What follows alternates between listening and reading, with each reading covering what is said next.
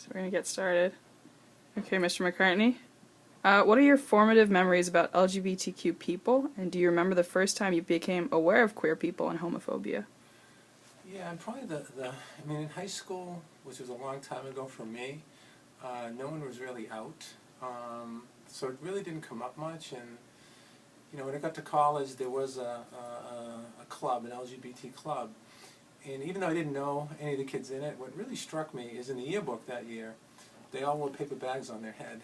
And so they were a club, but they almost didn't want to know who was in it. I thought to myself, well, it's kind of a shame. If they should just feel proud of who they are, and you just expect to be accepted, but it wasn't. And actually the first time, so my formative years were just, it wasn't just something people even talked about, and when it was talked about, it'd be like, it was a big deal. But the first openly gay person I met, I was a lifeguard at a apartment complex in Malden, and one of the maintenance workers was gay. And, he didn't know right away. He didn't really feel comfortable talking to us. There was another lifeguard and me. And we just became really good friends. He was a lot older. He'd hang around the pool, we'd talk about things and ask about our life. And, at first it was a little bit different for me because I wasn't used to it.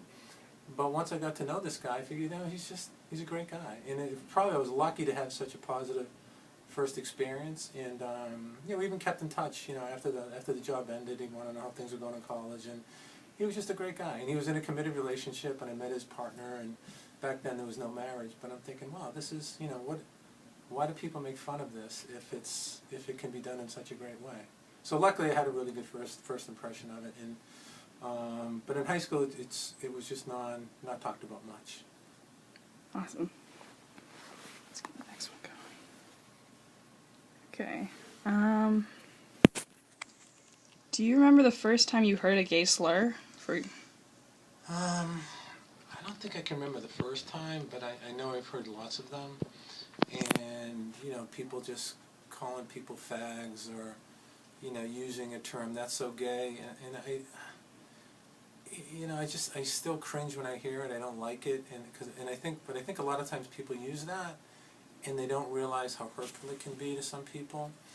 And I think when you do have people who are gay as part of your life, and you can openly talk to them, and they tell you how they feel, and and then you read statistics about gay teens in high school, and the suicide rates are so much higher than the rest of the population. It gives you sensitivity that things need to change, but I do think change begins with awareness, and I think once there is enough awareness, people will retreat from saying these hurtful things. And I try to correct people when I hear kids, even around rivers sometimes, I'll hear, oh, that's so gay. I'm like, do you know what that means? I mean, that's not okay. It's not okay in my class. It's not okay in my presence. But I don't want to reprimand them as much as I want to educate them.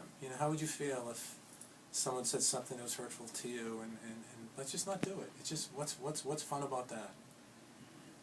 Was there ever a time in your life at which you weren't an ally, and when did that change, if so?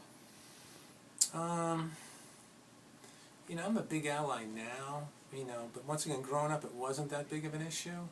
I guess I became most aware of it because I had a gay sister, and so when she came out to us, it just propelled the conversation, and it just made, because I love my sister, it just made me more aware of everyone in that situation. But I think, just spending a lot of time down in Provincetown, which I do in the summer times, and just seeing, it's weird to be immersed in a society where actually the roles are almost flipped, where heterosexual people, it sometimes can be the minority, and it's once you're surrounded by it, it's just, you realize it's no big deal, and I'd say that's where I think society needs to go. I encourage every time I see a state-approved gay marriage, and I think the more we can get to the point where it's not even something that's unusual anymore, it's just part of our culture, then I think we've come a long way. And the last question is, why do you think these issues are important to talk about at high school?